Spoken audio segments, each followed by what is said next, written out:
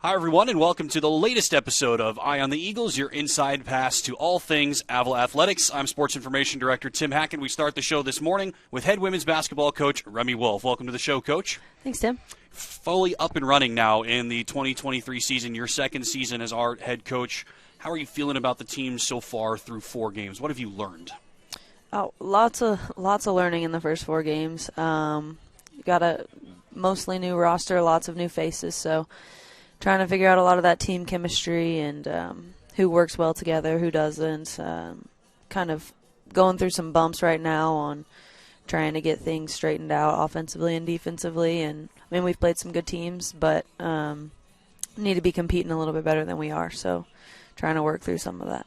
What are the specific things that a team can work on at this time of the year, bringing in so many new players into different roles? And physically, what are X's and O's strategies-wise, things that you can work on to, I guess, get better as the year goes on? Yeah. We're adding a little bit more to our defense, changing it up, putting it in a zone, adding a press, things like that.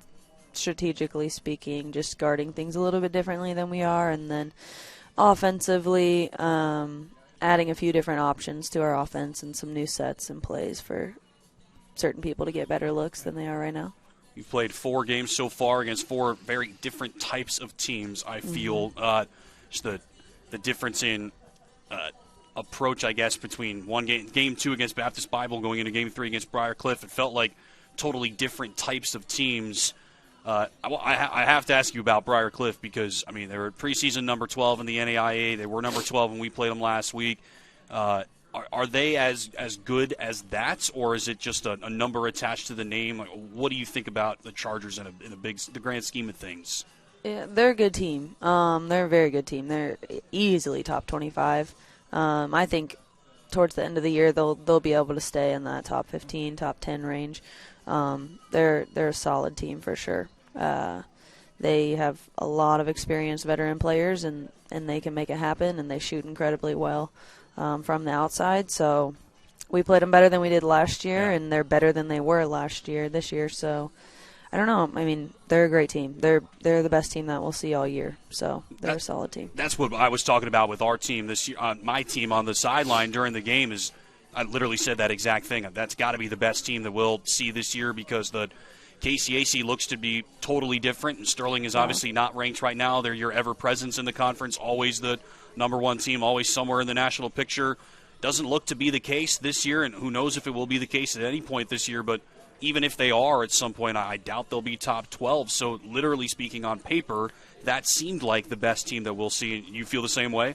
Yeah, I mean, obviously we don't know what will happen as the year goes on, but yeah, on paper that's for sure the best team that we will see, in my opinion. And that's they're so unique because they lost 2 of their standout seniors from last year. We saw them obviously at home December 31st last year, and then like you said, they brought back the other 2 standout seniors that they had, and it seemed as if they're even better. I didn't know if they would be with some of those players that they lost because they were starters for them, but here you are, 11 months after the fact, and they're just as good, if not better.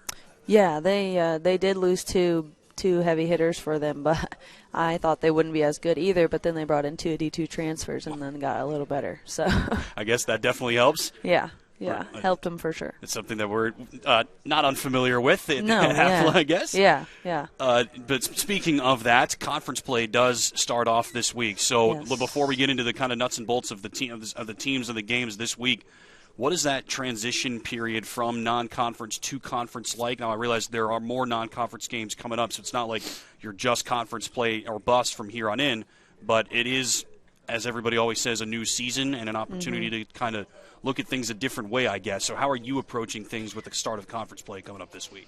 Yeah, I think since, just like you said, it is a new season for us, and conference, especially in the KCAC, is the most important thing because you're not going to normally get an at-large bid to a national tournament in our league, and so we are focused heavily on conference and doing as good as we can there. But just a fresh mindset for the girls. I think obviously starting out 0-4 is not ideal, and nobody expected or wanted that to happen. But a fresh mindset going in that we're hitting the most important part of our season right now, and we learned a lot in the past 4 games, but now what are we going to do with that, and how are we going to improve and really take it at the start of conference. How much is that? How tangible, I guess, is that approach this week as you get ready for your first conference game on Wednesday? 0-4 overall, but every team is 0-0 going into conference, and I can say that as much as I want, but how much is that? How literal is that? How much is that something that you can appreciate really as a player and as a team? I hope they can appreciate it a lot. I think the KCAC is pretty open right now, Sure. and I think a lot of our players know that. Not even necessarily for us to go and win it, but just to have a lot of success in it and know that the teams we're competing with each night, it's anybody's game. It depends on who shows up, who prepares the best, and things like that on any given night. Because like you said, we don't have necessarily a heavy hitter in the KCAC this year like we have in the past. Still great teams at the top of the conference, but definitely teams that anybody we can compete with on a given night. That starts on Wednesday night against St. Mary, a road game to start off conference play, and it's kind of an interesting – they were kind of an interesting story last season. I was thinking about it this morning. These comparisons were made, but they were kind of last season what Avila was the year before, just in terms of the bounce back, I guess. St. Mary was not a very good team the year before then, and then last season went on their big run through the KCAC tournament, not unlike what Avila did 2 seasons ago. So it's kind of interesting to see them do that, and now they're coming into this season with higher expectations than they would have given what they did in the regular season and what they did the season before in the regular season. So just kind of a unique setup, I guess, for a team. What can you tell us about what St. Mary might do this season? They're a good team. They play hard every single night. They're a great team. A lot of people picked them to finish first in our league, honestly, and in our preseason polls, and they have a lot of good players coming back. A solid group of their starters are back, and they have a couple new pieces that are really good additions for them as well, and a freshman and a couple transfers. They shoot it incredibly well. They play very, very hard. They've been competing really well. They played a couple tough teams last weekend, and a couple top 25 teams, and one of them being the number 2 team in the nation. So they've kind of had their bumps like we had against Briarcliff and some tough competition, but we're really hoping to compete with them and go across town and give it our best shot. It's really, it's an easy trip in terms of distance, not an easy opponent. That's not what I mean by any means.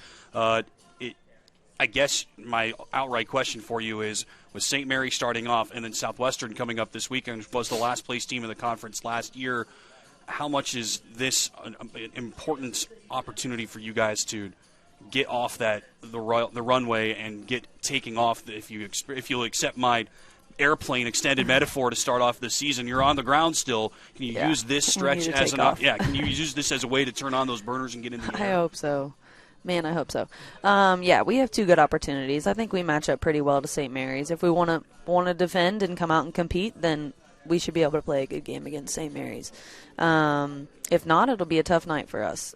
Saturday should be a great opportunity for us. Like you said, Southwestern didn't finish. They finished in the bottom of the conference last year, but that doesn't necessarily mean anything. It'll just be a good opportunity for us to compete. We're starting out with 2 good opportunities, in my opinion, in the conference, and we're going to have to show up each night and compete as hard as we can, but hopefully we just give ourselves an opportunity there at the end of the game to win it. I realize that you still got a game to get through before we get to Saturday, but you know anything about Southwestern yet this year? Obviously, like we said, last place team last year, new head coach this season, so things are likely to at least look a little bit different, even though she was their assistant last year, so don't imagine it'll be totally different approach or style necessarily, but what can you tell us about what Southwestern might bring to the table this season? Similar team as last year. They returned a handful of girls. She brought in a group of new ones as well that have been playing a decent amount for her. But overall, same look, really, in how they play and the way that they play. They play pretty fast. They run pretty hard. Last year they played a lot of zone. Not sure if she's going to keep that up going into conference play, but other than that, I think it'll be pretty similar to how they were last year as far as style of play. And you guys, played a close game against them last year. Obviously, didn't end up the way that you wanted to. I know, full on. I know, but I think maybe that should at least give you some ground to at least start off of against them this year. Obviously, brand new season, like we said, a lot of things can change, but at least know what they're going to bring to the table, I think. Yeah, last year we played a really close game down there. We only played them once, Right. and we couldn't make a layup to save our lives. So we shot our own selves in the foot that game. They sat in a 2-3 zone, and we got plenty of wide open looks, just couldn't make them. But they play hard. They play very hard, and they made stuff happen. And credits to them because they deserved to win that game. We did not. But yeah, I think going into it, we should be pretty motivated from that loss last year down there to get some redemption. First home conference game this Saturday. It'll be our third time getting to see the Eagles at home this season, which has been exciting. It's been cool to see you guys out there on the floor, but conference play does start off this week. Wednesday night at St. Mary, and then Saturday afternoon against Southwestern, 1 p.m. inside Mabee Fieldhouse. And as always, you can watch all the action live and for free on the KCAC Network all season long. For all conference games, home and away, KCACnetwork.com. Same place you're watching this on the Avila Sports Network.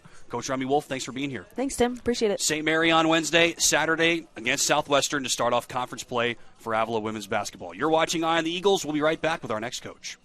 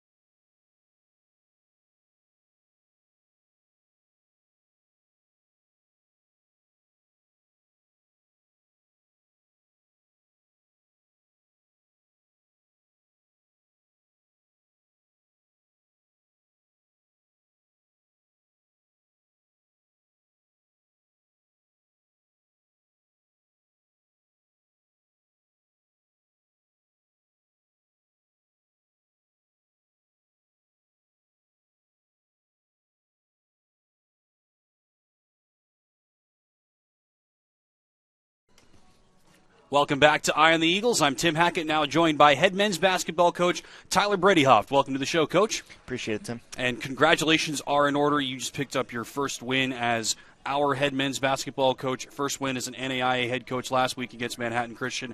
Congratulations. How's it feel?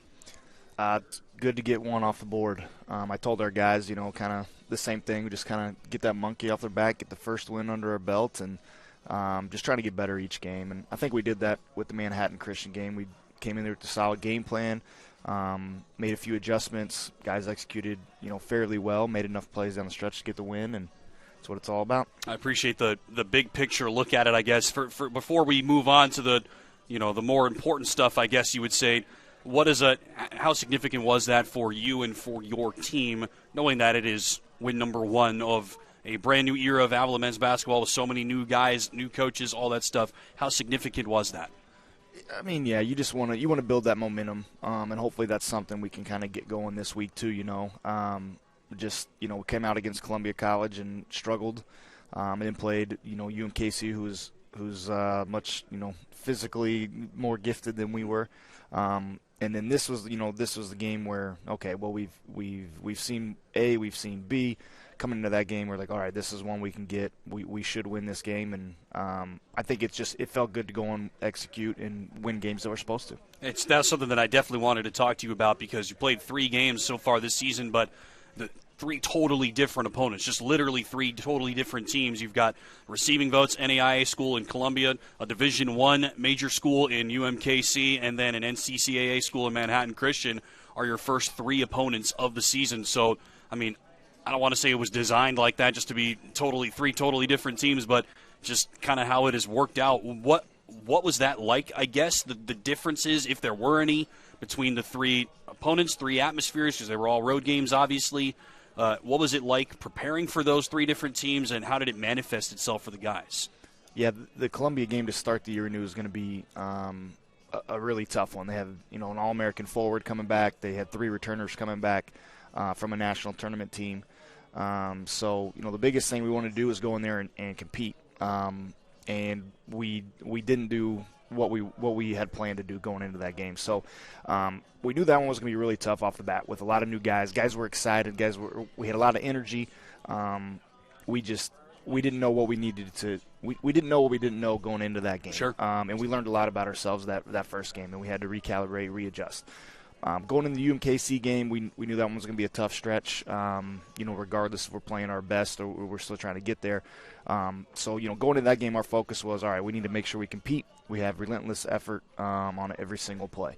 And I thought we did a fairly good job of that. And the first half was, tight. We were within several points there going into the last media timeout. And then just their athleticism and size kind of took over. But our guys competed in that game. Yeah. And we definitely saw improvements from the Columbia game to the UMKC game. So that one was just all about competing, executing game plan, and just finding some toughness. And then, as you transition, you go from UMKC, they put the band right behind us, their student section is right behind us, and then we're going to play Manhattan Christian, where there's bleachers on one side, and it was a little bit quieter during a weekday game. And so I told our guys, that energy is not going to be there. We have to create that with our bench energy and our effort on the floor. We're going to have to be that, going to that Manhattan Christian game. So we kind of refocused there with effort as well, and they executed the game plan.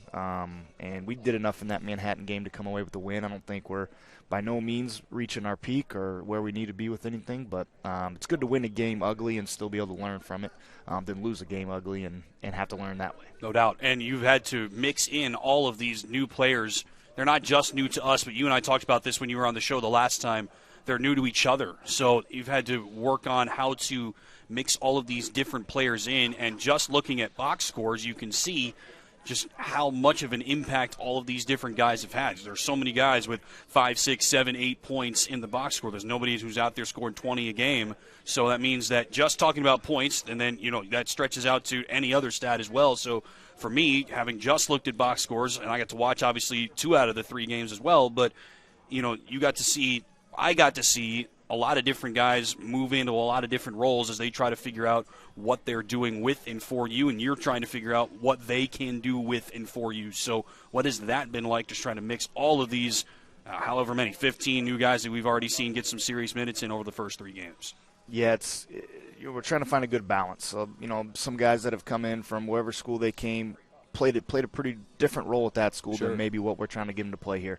And right now we're just going through the whole process of, one, just trying to get them kind of transitioned. Okay, at this school I was a scorer, I did this, but coach needs me to rebound and defend, here. Or hey, maybe I was more of a defender or facilitator on this team, but coach needs me to make shots and be an offensive player when I get my spots and get my opportunities. So those guys are learning as much as our staff is learning on how to use them, and they're doing their best to try to fit into those roles that we're trying to give them. So it's a process, and it'll take a couple more weeks and a month to kind of get everything figured out in terms of what guys' roles are going to be on the team and what that looks like to each of them, and then just trying to get guys to buy into certain things that we need to do. So it's a constant conversation in our staff office on, okay, what's this lineup look like? Can we plug this guy in? How can we get him some minutes? We need him to do this and this, and how can we balance all that? So those are things we're constantly talking about and trying to get that figured out as we go. And as long as our guys compete and play hard, at the end of the day, those things will work themselves out. Now that you're actually into game mode and not just practice every day, is it fun or is it stressful to have to, or is it a little bit of both, I guess, to have to do all of that mixing and matching and learning and adjusting and all the coaches' conversations to figure out how guys might best be used and actually throw them into a game situation? To me, it seems like it might be a little bit of everything. So having never done it, obviously, what is it actually like in reality having to mix all these pieces in? Yeah, I think that's the thing when you look back at the end of the year and you're like, man, Matt, you remember where we were and back in August, and to where we're at now in March or February. So I think that whole process is the journey of it. That's kind of the exciting, the rewarding part, to see where some of these these student athletes, where they started and how they finished, based on just their progression throughout the season. And that looks a lot different for each player. Some players kind of start high, finish high. Some start at the bottom and finish high. So I think trying to mix and match and get those guys where they need to be, that's the exciting part. Seeing that growth in them and how they progress is, as a coach and as a teacher, like those are things you love to see as guys continue to get better. But we've got good buy-in with our guys now. It's just trying to see results and just trying to plug away day by day on all of our habits that we're building. We just had Coach Remy Wolfe on the show as well a minute ago, and I asked her this question because you guys are starting conference play on Wednesday against St. Mary. More on that game in a second, but just from a general standpoint, how much is this a reset? How much can you impart onto the guys that, look, we're 1-2, but everybody is going into conference play this week 0-0? How important is that, if it is important at all, in what you guys are trying to preach this week specifically? Yeah, we only have 2 games that count, non-conference, and then we have a few exhibitions with D2s and D1s. So going into this week, it's definitely hey, we are 0-0. We're looking at conference play. We got picked last, and we got picked second to last in the conference. So we have nothing to lose going into every game that we go to compete in. So. It's definitely a reset. Our focus kind of shifted on Thursday in practice, going in Thursday, Friday.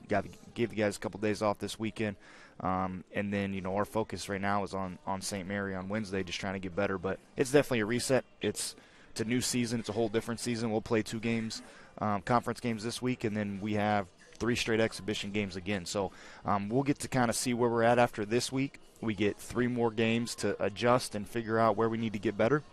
And then I think we finished with 4 conference games after that before we go into Christmas break. I should clarify, 1-1 is the record. The exhibition game against Kansas City does not go on the record, so that is my mistake. I'll clarify that. But now it is 0-0 is your conference record. Everybody's conference record starts off Wednesday against St. Mary. Before we get into the kind of the nuts and bolts of that game specifically, I'm sure that is a matchup that will mean something to you. I know how much you still, you're connected with their head coach, Troy Brown, and it's something that is, a previous stop of yours, I guess. So what are you looking forward to about Wednesday night specifically for yourself? Yeah, it'll be exciting. Definitely want to beat Troy, but it'll be a battle. It's always fun and exciting going back to a place that helped you, grow a lot as a person, and to be able to go back and the people that you worked for are still working there. So that'll be exciting, but we're both competitors. We're both going to be there to want to win that game. So that little storyline will be cool. I'll probably be a little bit more excited. I'm not sure it changes for the guys at all. But we'll be familiar with different stuff that they do. He's doing a lot of similar things that he did when I was working for him. Obviously the players have changed, and at the end of the day, the guys on the floor are kind of what make the difference. So us coaches try to do our best to stay out of the way sometimes. So I think Wednesday it'll be a fun matchup in that sense, going back to St. Mary there to play them. But for our guys, it's it's a chance to be 1-0 in conference, and that's kind of how we'll approach it, and we'll play with a chip on our shoulder. What is the approach to this week like? Because you start off with St. Mary on Wednesday, which was, and I realize things change from year to year, and always there are different players, coming and going. I get that, but last season St. Mary was one of the last place teams in the conference, and then you turn around and you play Southwestern, which was one of the top teams in the conference last year, and is now top 15 team in the NAIA as it stands right now. So it really is a tale of two poles, really, to start off conference play. There are a lot of other good teams in the KCAC, obviously, but you're really going from one pole to the other to start off league play this year. What is that approach like? Yeah, I think it's relatively early too, so it's kind of hard to see where maybe St. Mary's going to finish. They've got some good pieces. They're not quite playing as many guys as we are, but you look at their box score from last game, they had 3 guys that played 26 minutes or more, 18 points, 19 points, 18 points. So they're a little bit kind of top-heavy in terms of the guys they're getting production from. So our focus Wednesday is going to make sure we're trying to take away their first or second options. And then if you look all the way to Saturday, Southwestern's they obviously got one really good player in Kevin Clark, but they're really, really well balanced. And they do a lot of things good as a team. So it'll be a little bit different Wednesday to Saturday. Right now we're trying to get through Wednesday. Let's see what we look like Wednesday. Let's see where we need to get better going into that Thursday, Friday prep for Southwestern. So I'm not looking too far ahead. Our staff will do that. We'll look ahead, get to that Southwestern game. But practice-wise, with our guys, our focus will be on St. Mary for Wednesday. One more thing to look forward to this weekend. It will be your first home game as a team. We've got to see the women at home twice already. What are you guys looking forward to about that? Yeah, we're hoping to get a good crowd for that game. Our guys are excited to get a home game, and you're going to get a really good team coming in with some really good players. I expect our guys to get up for that game and to have their family and friends and some of their peers in the stands. Will be exciting for them, and hopefully we can put a good product out there on Saturday too. It's another full week for Avila men's basketball. St. Mary on Wednesday night, Southwestern on Saturday afternoon, and maybe Fieldhouse women at 1, men at 3, and then the Eagle men are on the road against Truman State on Sunday. So another 3-match week for Avila men's basketball. St. Mary Wednesday, Southwestern at home on Saturday, and Truman State on Sunday. As always, you can watch all conference games, home or away, on the KCAC Network, kcacnetwork.com. Coach Bredehoeft, thanks for joining us. Appreciate them. That's head men's basketball coach Tyler Bredehoeft. We'll be right back on Eye on the Eagles.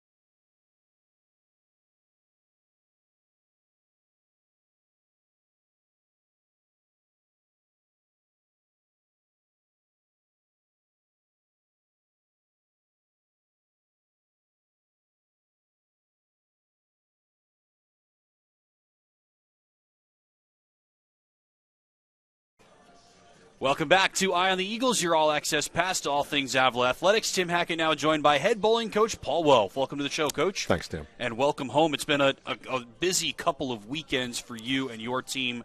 3 competitions over the last 4 weekends, including this past weekend at the Leatherneck Classic in the Quad Cities. I know it's a big event all the time. Kind of seems like it lived up to those expectations this year as well.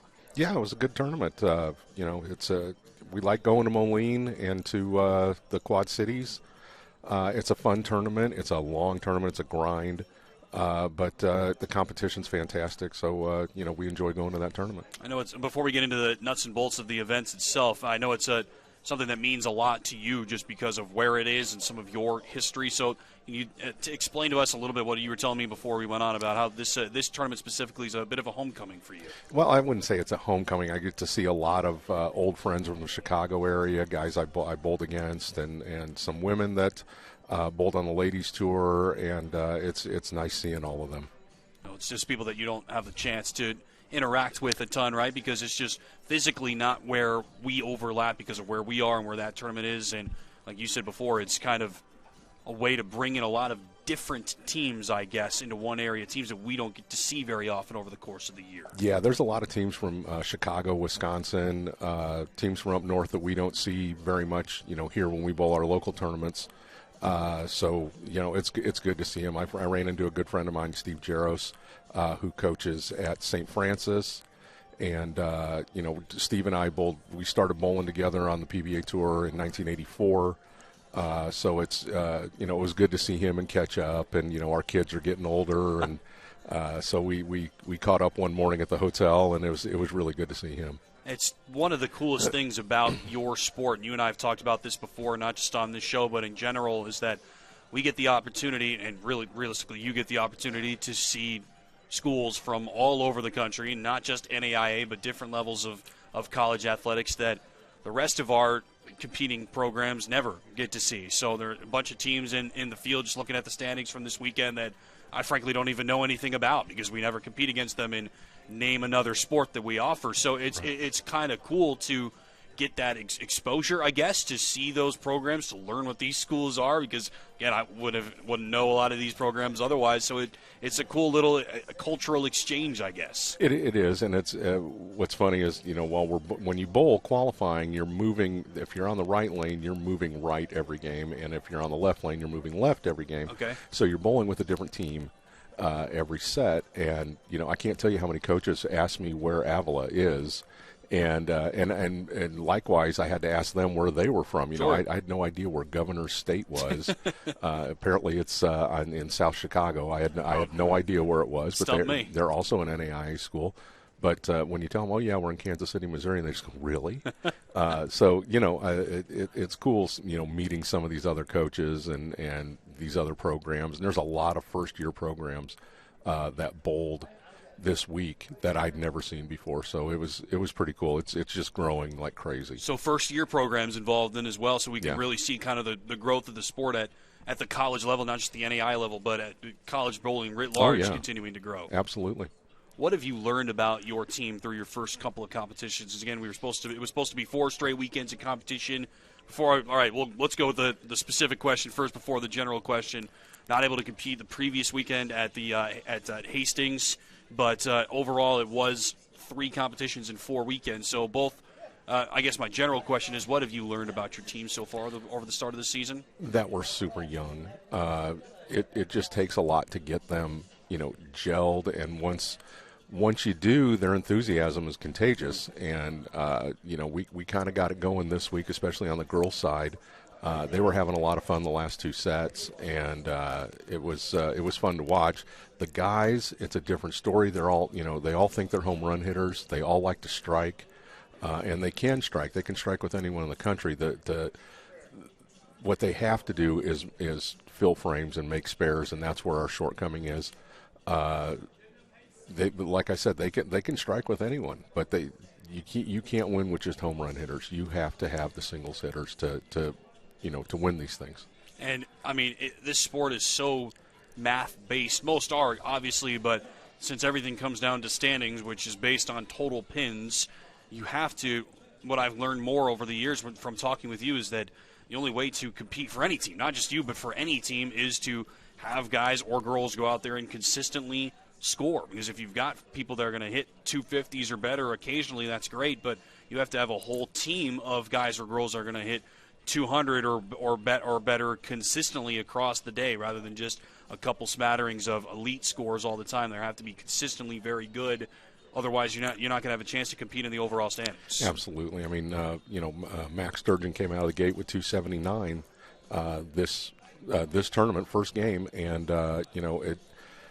all of them tried to match what Max was doing, and instead of paying attention to what they were doing, spares started getting missed, and they're all starting trying to strike as much as Max was, and it kind of feeds off of each other, and it just kind of went south a little bit for him.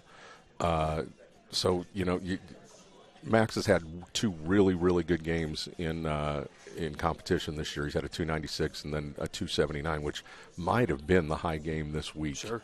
Out of all, there were 300, there were over 400 guys competing, which is crazy. And he might have had the high game. And then on the women's side, Claire Bush was 14th overall out of I think 340 girls. So I mean we had a couple really great standouts this weekend.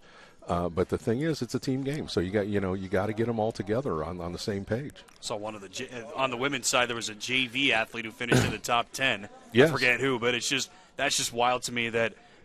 That's what's cool about those individual standings, is that they were technically in a different field because they were competing JV, but you're still rolling the same lanes, it's still the same conditions, it's still the same approach, same game, just different opponents technically. And so since it all comes down to the same tabulation afterwards, she was top 10 in overall scorers, even though she was a JV player. So that's just kind of a unique wrinkle about the sport. And a lot of teams are so loaded up that they take some of their varsity players and move them down to JV. So they really shouldn't be on JV. They just want to get them the games in.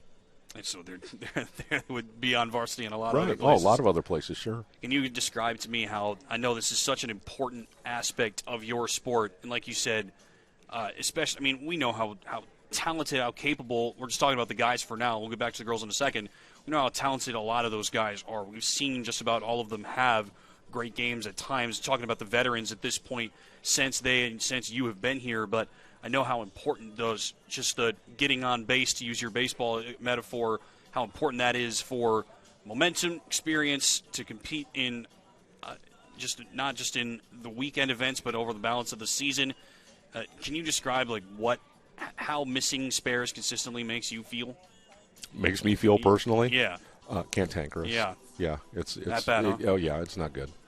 It's that much of an important part of the sport, right? I carry around this little squeeze ball, and that I use for stress, and by the time the tournament's over, that thing is flat. So I get a little cranky by the end of the weekend. I actually did not know that, so I ended up leading you to an awesome little anecdote there. Good job by me.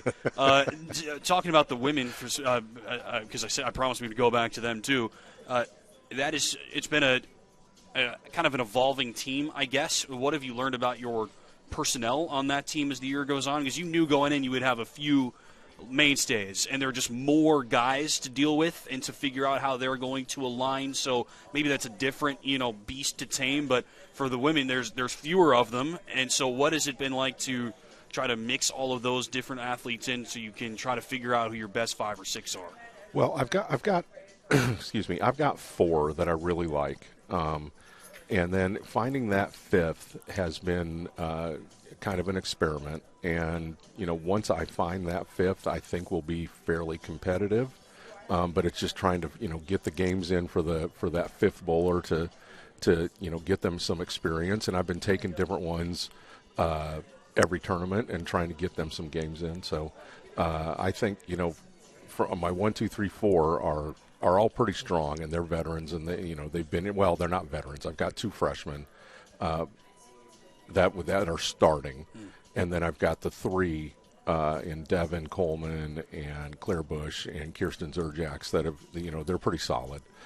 We still need to work on our spares, and just basic fundamentals. But I mean, as far as lane play goes, and as far as coachability, they're all there. So it's just finding a couple more that are gonna help our program. On the men's side, there are just, like we said, there are more guys, so you've had the ability to kind of work a lot of different guys in, both on the varsity and on the junior varsity level over the course of the season, which you knew you were going to have kind of the luxury of, just because of how the work that you guys have done. It's a luxury and a curse. Okay. So, yeah, I'm curious what that's like, because you've got guys that are out there, you've got other guys that are knocking on the door, you've got some guys who you can't get back in there yet because of injury or whatever. Right. So how has it been trying to mix all of those different pieces together and get your best five out there for them? It's harder to get the guys to gel. There's like I said, they all want to bowl. They're all excited to bowl, but it's just finding the right mix and the right personalities that can work together. So we're still experimenting around with that and trying to figure it out. You just got through really the busiest part of your season, or at least the very busiest part of the first semester, with those 3 competitions over 4 weekends like we talked about at the start of the season. What does it feel like to kind of get through that first big, serious stretch of competition now? It feels pretty good.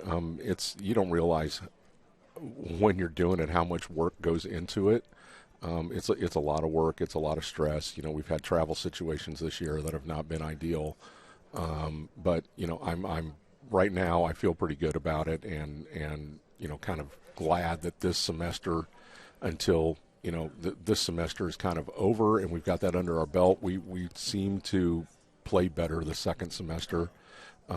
Once we get a little break and kind of pull it all back together, I think we'll have a much better second semester. Before you get to that second semester, though, you got a little bit of time off from competition, but what's coming up next is something pretty cool. About a month from now, trip out to Las Vegas for a couple of competitions out there. Obviously, I know you're very familiar with the territory out there, but it's again, a month out, so a little ways away from a serious preview, but what can you tell us about those events as we get ready for that in December? Well, they're Tier 1s. They're big tournaments. I've never been to that tournament. I mean, well, I have, but it was way before I got into coaching. So it's going to be an experience for them and for me, because it's a long day. The guys start out the day at 8 a.m., and then there's a break, and the girls don't start until 3 or 4 in the afternoon and go all the way until midnight. So that's unique. It's a long day, and it's I'll be in and out of there, all day, all 4 days. So it's just a long day. And if you think we're going to be doing any sightseeing, you'd be wrong. There's literally no time to. If you're there all the day. The guys may get some sightseeing in, and the girls may get some sightseeing in during the day. But sure. I'm not going to leave the South Point. I will be there all 4 days until we get back on the plane. Now honestly, I'm curious what that might look like for you, because one of the conversations that we've had is how difficult it is and how stressful it can be, not just for you, but for anybody who's in charge of both teams, or if you got programs that have junior varsity in there as well, maybe 3 or 4 teams. Part of the downside of this most recent tournament is it's literally in 4 different cities, right? Yes. So you have to. So somebody might potentially have to be going all over the place, traveling all day just to get from one center to another. So if you're split, if the teams are split where the guys are competing in the morning and the girls are competing in the afternoon, at least you get to be there for everybody. Right. That's true. And I'm kind of looking forward to that, because I really don't get to spend. I spend plenty of time with the guys at practice, but I don't get to spend as much time in competition with the guys, and I'm looking forward to seeing how they do and how they react to each other, especially in an environment like that, because it's going to be wild. I mean, you're bowling in a stadium-like atmosphere. There's some of the best teams in the country there, so I'm looking forward to seeing how they react to it. I certainly get it, because when we've got, this show's not about me, so I'll just take this really quickly, but there are some days where we've had events in the afternoon and then other events in the evening, and it makes for a long day for us. But that way we can be at everything, and part of it is I have to be there, but part of it is I want to be there because I get to see people in person. I get to see our teams compete, right. And I have some responsibilities for those games too. So it's better for me, rather than trying to figure out how to be in 2 places at once or 3 places at once like yourself. And this is a conversation you and I have had before. I would rather have it spread out like that so I can be at everything, right. Because I don't get that opportunity to see some of those teams as always, because I have to be somewhere else. So I think it's kind of the same situation where you've set up these kind of lines of demarcation, I guess, where you're with the women's team while they're competing, and one of your assistants, Quentin Mamer, is with the guys while they're competing. So now you get the opportunity to, and I realize it's easy for me to say now, and it's going to make for a bunch of long days for you next month when you actually get there, but you do get the opportunity to see all these people in person, right, which you don't usually get to. Right. I'm really looking forward to it.